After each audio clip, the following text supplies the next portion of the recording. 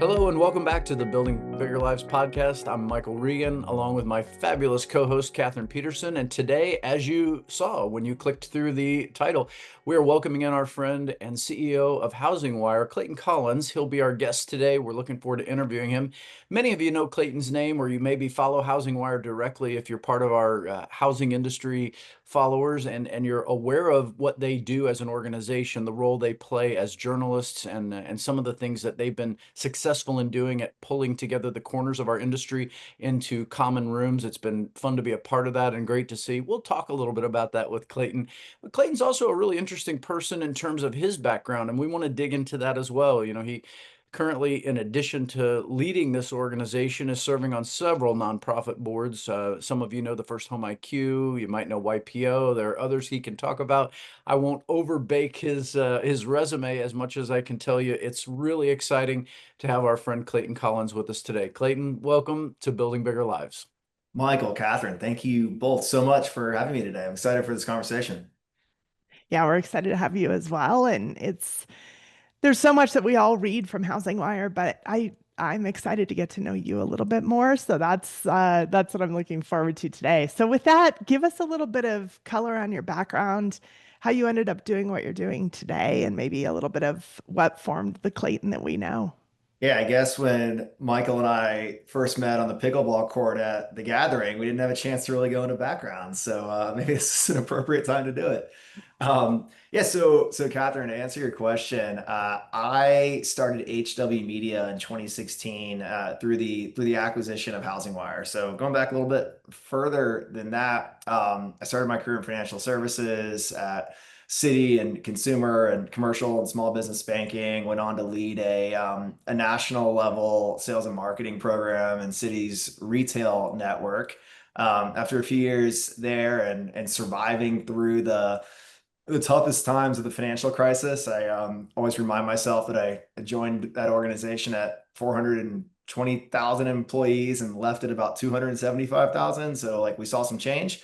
Um, I went to business school and then went down an investment banking path. I joined Royal Bank of Canada and was a generalist M&A banker, but fell in with a group and built strong relationships with the TMT, the Tech Media and Telecom Group, and had a chance to lead some really interesting sell side M&A transactions in the digital media space. And loved that experience. Found a lot of like challenge, joy, and fulfillment from the banking and financial services world. But one of the greatest parts of it, and the part I enjoyed the most, was the interaction I got to have with CEOs and entrepreneurs and business operators. And that experience on the advisory side, helping boards and CEOs and founders sell or acquire or raise capital, got me increasingly interested in that side of the world, and kind of helped me see a side of myself where I was more and more clear that an entrepreneurial path is where I wanted to take my career. And that's ultimately what led me to going out and hunting for deals as a principal instead of as an advisor, and led me to acquiring HousingWire and starting this journey almost 10 years ago of building HW Media and HousingWire. All right, so now I'm tempted to take that story and roll it back a little further, Clayton, because you've immediately piqued the interest of me and lots of other entrepreneurial people who understand those moments where the pivot happens. But as we then look backwards, we may realize some of those seeds had been planted along the way. When you were a young guy growing up, were there entrepreneurs in your life, maybe in your family, maybe at school? Were there people that inspired you to think differently, ask questions out of curiosity, simple things like, isn't there a better way to do this? Are these thoughts you had as a young kid? Yeah, in hindsight, yes. And I've thought about this a lot in the last like 10 or 12 years, but like at that point in life, like no, I wasn't like thinking through like, oh, this seed was planted, this is gonna influence my future. But looking back in the rearview mirror, I have on both sides of my family, my maternal grandfather led a large cement company as a hired president and operator. He did not own any of the business, and that is now at this point in my life something highly influential to how I think about my operating life, and that ownership becomes a increasingly important priority. Um, other side of the family had a grandfather who was a banker and went on to operate a home or sorry office supply store before Office Depot and Staples kind of stole that market out. So saw the good, the bad, and the ugly.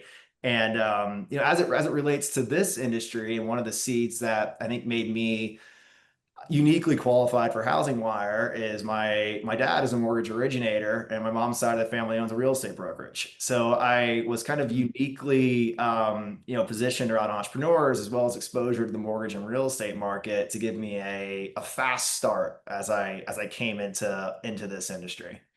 And You just I'll never, like, when I met the founders of HousingWire, they were trying to sell the business. So they were talking to multiple parties, and I got on a plane, flew down here to Dallas to meet with them, pulled out of my bag a stack of HousingWire magazines, all dog-eared with sticky notes and things circled.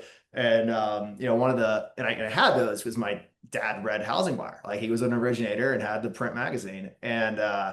And that was a differentiator for me in the purchase process. The founders, Paul and Richard, said from the very beginning, well, like, you're the only one who showed up and actually knew our business. That helped me stand out from the very beginning. Okay, well, that's a hard thing to manufacture. That clearly came from a place of your genuine experience, but you've now created this picture in my mind of the guy I see on the stage today interviewing CEOs of mortgage companies and of real estate companies might have been sitting at the kitchen table with a loan originator and a real estate professional. You might have been asking some of these questions as a kid and not realizing how well prepared you would be for that stage one day. Asking or not asking. I don't know, Michael and Kathryn, if you remember from the gathering, one of our brand messages is impress your colleagues, bore your family to tears. And there's nobody that hasn't grown up around this and with a parent in the mortgage or real estate industry who has not, like, at one point in their life or throughout their whole life, just put up complete blinders every time the topic of a mortgage application or open house comes up. Like, we know that people in this industry live and breathe it, often to the distaste or boredom of their family, who has to muscle through this all-encompassing career that we call housing. That's so true. We all the time in the car, I think my kids are accidentally learning things that they won't even know that they Yep. know till later. And I don't know how to describe that to many people. So It can't hurt them. They're gonna be better prepared in some way. Agreed. that's right. That's right. Well, hearing about that, you purchased HousingWire and probably brought your own unique perspective to the magazine. So, how do you see that you've influenced it, and what changes kind of immediately were you like, hey, this is some things that I want to do to change our the value that we're providing for our subscribers? Well, I mean, I think for me, it's important to recognize that when I came into HousingWire and acquired the business, this is my first time as an operator, first time as a CEO, first time owning a business. And there was a lot of ideas and strategies that, at the time I knew needed to happen, and I knew would be a part of the future. But, it takes some time to develop the relationships with the internal team, get to know the clients, understand the drivers of success and failure in the business, understand what the founders have tried before and, like, worked or didn't work. So there was a lot of it's kind of an extended learning period for me in the first few years, but a lot of what we knew needed to happen, ultimately, like, we made happen. So my vision with HousingWire from the beginning was that housing professionals deserve better information faster, that helps them make better decisions with confidence. And coming out of the banking world, I've always had a lot of admiration for the resource and connectivity tool that Bloomberg is for Wall Street professionals, and have long thought that housing professionals across mortgage and real estate and servicing and capital markets and home building and title and appraisal deserve better connectivity, deserve better information, and the HousingWire could be the path to doing that and bringing this industry a better resource. Part of that meant getting rid of the old and working on the new. So like, Kathryn, you phrased that question with what we're gonna do with the magazine. Well, we don't have a magazine anymore. I knew transitioning to be a digital media company was gonna be a key step in the path. The challenge of that is like, we did have a magazine, had a lot of loyal readers, had employees who were very dedicated to that product, and it made money. So like there was a point where I had to say, all right, rip the Band-Aid off. Like this might provide some cash flow, but it cost us a lot in terms of organizational focus and our ability to go work on the new things that are going to be increasingly important in the future, whether that's like digital media, the content that we publish and distribute on our website, newsletters, and podcasts today, to like the data products and projects and other M&A projects that we'd come to work on. Sometimes it's necessary to shed what's worked in the past to be ready for what's going to work in the future. And we've done a lot of that at HousingWire, and there's a lot has stayed incredibly consistent. Like we've maintained our focus on helping housing professionals make better decisions faster. But we've also changed a lot, and we've brought more data into the ecosystem. We've introduced new products. We made the hard decision of going from an entirely kind of open and free ecosystem supported by advertising to shifting to a subscription model with more paid content, which has entirely different incentives for a publisher and operator. Incentives that I believe are the right incentives for running a quality business with quality content and not chasing scale and clicks at every corner. And so we made some hard decisions as we've evolved the business, but like look back in the rearview mirror, we've done a lot of exactly what I said we do 10 years ago. We've expanded deeper into the real estate segment, better serving agents and teams and brokers. We deepened our coverage of the reverse segment through the acquisition of Reverse Review and Reverse Mortgage Daily. We recently acquired a publication called The Builders Daily, helping us branch deeper into the home builder segment. And we've about 2.5 years ago, we acquired a business called Altos Research, which tracks all active market listing data, which I think if you pay close attention, every quarter, a couple times a year, you'll see deeper integration of those data capabilities into HousingWire editorial content and into the product, and that's gonna keep accelerating. Clayton, you just rattled off some really interesting things, and I want to point something out to our audience. You led that with just a statement that flowed, that my vision at that time, and then you kind of rolled into some examples of how your convictions led to certain decisions, strategic bets that you placed. Common language in the vision process. I work through this as an executive coach with clients all the time, but our audience might just hear you riffing on that as if, oh, these things just happen and they happen and they happen. How much of this did you see back at that point of acquisition was possible, and how much of it did you discover through the process of simply moving forward and making those decisions to find out? Was a lot of this, you put on your bifocals. How much of this could you see in the long lens, and how much of this were you just working through in the short lens? It's a mix of both. And like there's things that I've worked on for a decade that didn't come to fruition like deeper into the relationship. Altos is an example of that. I reached out to and met the CEO, the founder of Altos before I acquired HousingWire. So like we acquired Altos in 2022. At that point, Mike and I had our initial interaction almost 7 years before that. And so like sometimes the seeds don't they don't take immediately, and like there's a longer term like relationship, and in the case of M&A, like rapport and timing that has to come to fruition before something's extremely actionable. Other things, it's watching what's happening in front of you.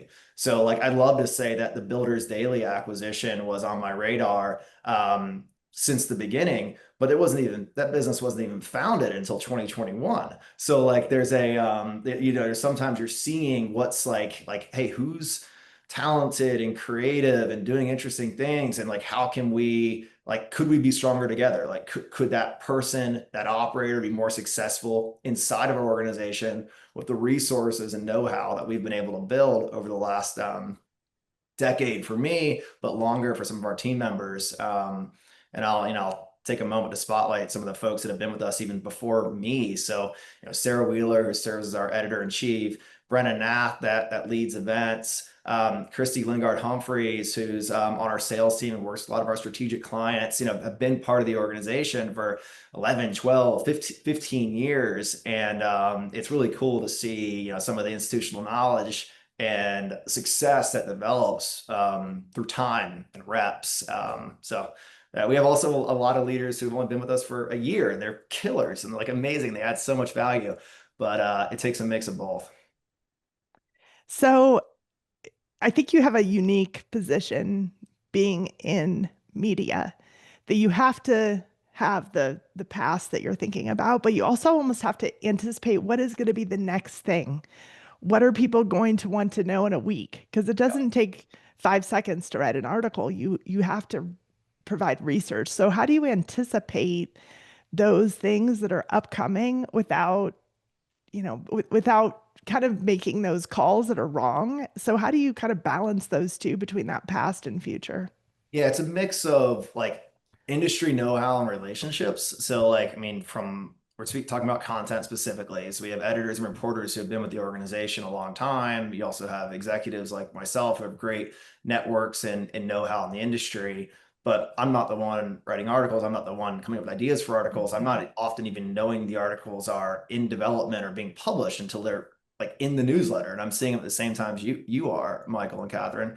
But our team, whether they've been here 6 months or 16 years, is out there talking to executives. And some of the best journalists and content creators that we have are out at events and conferences, ours, NBA, NAR, talking to leaders about what they're working on, what's coming up the pipe for them. For the public companies, they're listening to earnings calls. They're talking to the analysts. For small startups and private companies, we know the VCs, we know the operators, we know the board members, and those relationships might start on the phone or at an event, but they ultimately often evolve to text conversations. And like there's the best sources and the people who help content creators and journalists actually like capture the pulse of the market are not just there when they have something that they want to say about themselves or their business, or like have their name attached to a quote in an article. They're there on background. So like we've obviously seen a lot of big shifts in the industry in the last few years on the real estate side, like the NAR lawsuit and clear cooperation and changes of commissions. Like I assure you that nobody in our newsroom like could have defined clear cooperation 2.5 years ago. Like there was a lot of on background conversations with real estate brokerage experts and practitioners to help like get people up to speed. And in the market we're going through right now, like particularly as it relates to mortgage, we're seeing the same shift around artificial intelligence, and AI has become like such a like key area of knowledge. I was going to say talking point, but it's evolved past that. Like when we hosted the first AI summit last summer, we felt like our charge was to decipher what was vaporware and what was real, like who was doing real stuff and who was just like throwing out like catchphrases. And this year, as we go into the AI summit in August, it's real. Like every company, every speaker who's on stage actually has AI implemented in their existing processes, operational procedures, whether it's on the origination and client communication side or lead nurture side, or it's in servicing and like helping drive better customer service and a servicing portfolio faster and uncover cross sell or refi or insurance opportunities inside of a portfolio. It's pretty wild the number of implementation cases that the people who are going to be joining us on stage at the AI Summit have figured out. And So hopefully that was a kind of a roundabout answer there, Kathryn. Yep, perfect. Clayton, I hear three R's in there, and they're really important. I hope our audience is catching these. I hear relationships. That seems to be such a bedrock, fundamental of what you guys are doing. And then I hear research, which means you're not just copying and promoting things that are already out there. You're really digging into the story that exists behind maybe the headline. And then real reporting, actual reporting, getting professionals on your team to stand in that gap with some courage and say, look, this is what's really happening. And I think all three of those really help define some of the unique value proposition that your digital media company has become. It's really fun for us, as you know, as whether we're subscribers or participants in the events or attending these things. We get to see what a valuable role this is, because in a sense, I mean, I'll admit this to you right now. I think when we met in Paradise Valley a year and a half ago, my excitement was that you defined a term called the housing industry. And so many of us up until that event got stuck in these paradigms of mortgage industry, real estate industry. And you described it as, no, this is really what we are. We are a housing industry. And the idea that we can siphon or silo, I should say, our existence is not engaging in those three R's. It doesn't help build relationship. It doesn't allow us to do better research. And we can't report at the quality level we do. I didn't mean to make that a long diatribe of a setup, but I want to just tell you that's exciting for me to hear you unpack some of your vision in this context. Well, thank you for bringing that up. I'll be like the brand HousingWire. Like you kind of have a little bit of a charge to like build a unified belief that we are housing professionals, not just originators or real estate agents or title reps. That goes all the way back to like the beginning of HousingWire though. So like think about the financial crisis, and when I tell the story of the early days of why this business exists, it's because originators were in this silo, like only consuming information from a couple of media companies or their own organizations as it relates to loan origination.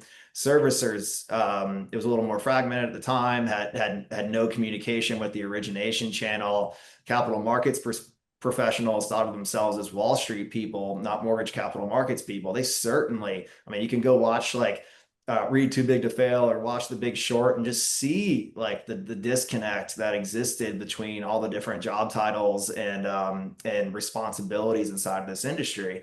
And like if you believe, which we do, that housing is a net good for the American people, the American economy, a net good for families, a net good for education, a net good for building net worth. There's a charge that like as housing professionals or media professionals in the housing industry, we can make this industry stronger, better, more consistent, less cyclical in a way that helps all of the stakeholders. It helps homeowners have more confidence as they enter into a transaction to buy their first home. It helps real estate agents and loan originators build more sustainable and successful careers that don't ebb and flow in massive ways as we go through cycles. It helps home builders continue to bring more inventory to market with confidence and aren't constantly being whipped in different directions by PCI reports or other economic data.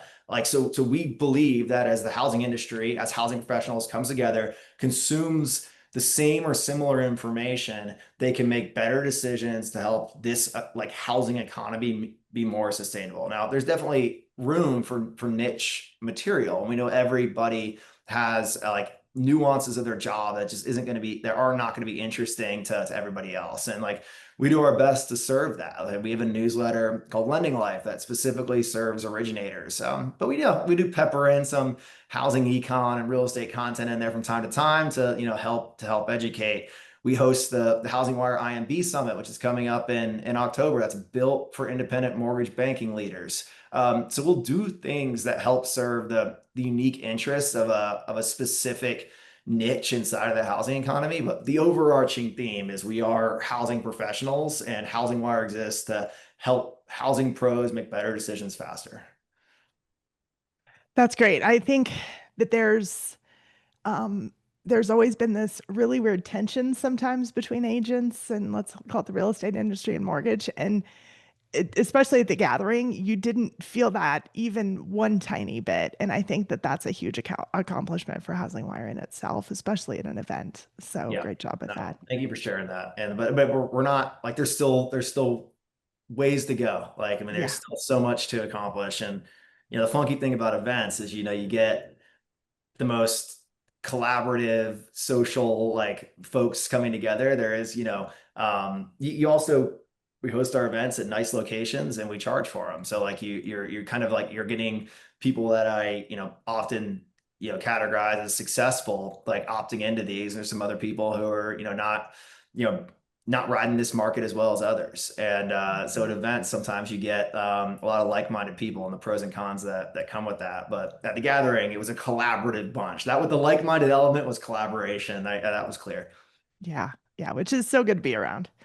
So go ahead, Michael. Yeah, tell us where that goes then, Clayton, because as you guys do this, I know you're not primarily an event company, and yet events do serve a purpose, especially in the relationship component. Because you're right. I mean, those I don't want to minimize ever what we see from the stage, but so much of the beauty of what happens at those gathering events is what happens in the hallways, outside of the room, on the pickleball court, wherever you guys have created some intentional interaction. That's really powerful, and sometimes maybe the multiplier effect to whatever we did hear from the Yeah. stage. What do you have? What's your vision for where that goes in the future? I mean, it's probably tempting to be drawn further that way than you necessarily want to go. How do you, as a leader, say, "Hey, we want to create meaningful gatherings," and even if they're in the niche, like you mentioned, the AI summit, how do you make decisions around that and stay true to your mission? Yeah, so I mean, we think events play a role in a content and information services business, but it's not like the only thing we do. We never want it to be the dominant thing that we do. Like we think that information, whether that be news, data, research, needs to live and be accessible 365 days a year. And there's so many parts of our life that is completely digital, and so much of our communication is digital. We're here on recording a podcast on Zoom today. It would be awesome to be in the same room doing this, but we know we'll have a chance to be in the same room again soon. But so much of our life is digital, and events are a way to bridge that divide or chasm between like this really digital life we live with a semi-frequent touch point that helps those relationships deepen with an actual handshake or meal or cocktail or game of pickleball. So our event strategy at HousingWire is pretty anchored in the gathering being our tent pole event. That's our 3-day event. We always will and always have hosted at an awesome resort style venue where people like primarily stay in the same location and network together and we'll never do Midtown Manhattan because we don't want people to branch off to 50 different restaurants and 50 different parties. We want them there to like communicate and network with each other. And then we'll also host 1-day summits. And for the last several years, we've done all those here in Dallas at the George W. Bush Library. It's where we're doing the AI Summit coming up next week. That's where we'll do the IMB Summit in October. It's where we'll do the Housing Econ Summit in February. And then through this acquisition of the Builders Daily, we have a event called Focus on Excellence for home builders that this year will be in Denver. We have not made this decision yet, but I anticipate that we'll probably think strongly about bringing that to Dallas into the summit format in the future. So the 1-day summits, serve as that more like niche granular content for on a specific topic for a specific job category or two, where the gathering is where like everybody comes together. But it's really meant, Michael, to like bridge what's happening in the newsroom. So like almost all of the sessions that we host on stage are inspired, influenced, or connected by editorial coverage or a podcast or a webinar or virtual event that we've done. And we're like, all right, this hit, this person's smart, this person has presence, this is relevant and valuable to the rest of the audience. Let's take it to the main stage and do it a little bit differently. It's part of our like content flywheel approach that we believe that stories can be told differently with different nuance and different formats, and events, the live stage is one of those formats. Kathryn, that's funny because I think I just heard Clayton say that, at a gathering in the future, one of the two of us should be interviewing Clayton so that he can step away from the seat of being facilitator and we can learn more about his vision as a leader, in addition to those great guests that they bring to the stage. Kathryn, any closing thoughts you want to bring to our friend Clayton before we wrap up this episode? So another question, who are you watching, following, thinking about moving forward? Wow, it's a big one. So as an entrepreneur, a lot of the books I've been reading and like podcasts I've been listening to have been extremely the common theme has been focus, and like the operators who have built like ridiculous empires and businesses through like just really myopic focus on serving a specific customer, or really perfecting a product. I was just listening to an episode of Founders this morning about a sushi chef that like has been a sushi chef and owns his own business now for 70 years. And like the menu's the same as like that, just like every day, the Kaizen principle of like continuous improvement. This guy's been doing it for 70 years. And I don't know if I'm going to like publish mortgage media for 70 years, but like Kaizen nonetheless, like I want to get better every single day. So like that's, the people I follow and take inspiration from have that same emphasis on continuous improvement. But in the housing industry specifically, and this will be really front and center at the IMB Summit, we recognize there's a few different trends and like different size categories in the mortgage banking ecosystem right now. And there's some really like interesting things that are coming out of the biggest lenders, and like the UWM and Rocket and Fairway. But there's also a whole nother conversation to happen around what's happening in the mid-market. So we're bringing a lot of mid-market operators to stage at the IMB Summit. We're going to talk about what they're facing as a mortgage banking executive, kind of in that 500 to $5 billion in like origination volume level, and how their decisions around technology adoption, like whether do we build or do we buy AI solutions? What are our options in capital markets? How does what Bill Pulte says could happen with Fannie and Freddie impact us as originators? It's different. It's a different consideration set, and so I'm particularly excited about what some of these mid-market builders are doing right now. Clayton, so many things that you're involved with interest me. So many things that your organization is doing excite me. I'm just really thankful that you took some time to be a part of our Building Bigger Lives podcast today. Our audience will value this. We'll be able to understand a little bit more about the vision of a leader who not only has, acquired and somewhat retooled an organization, but is still looking at new and exciting ways to have deeper impact. And I hope our audience heard this loud and clear. It just always comes on that foundational road of relationships. And I'm thankful that that's how that's built.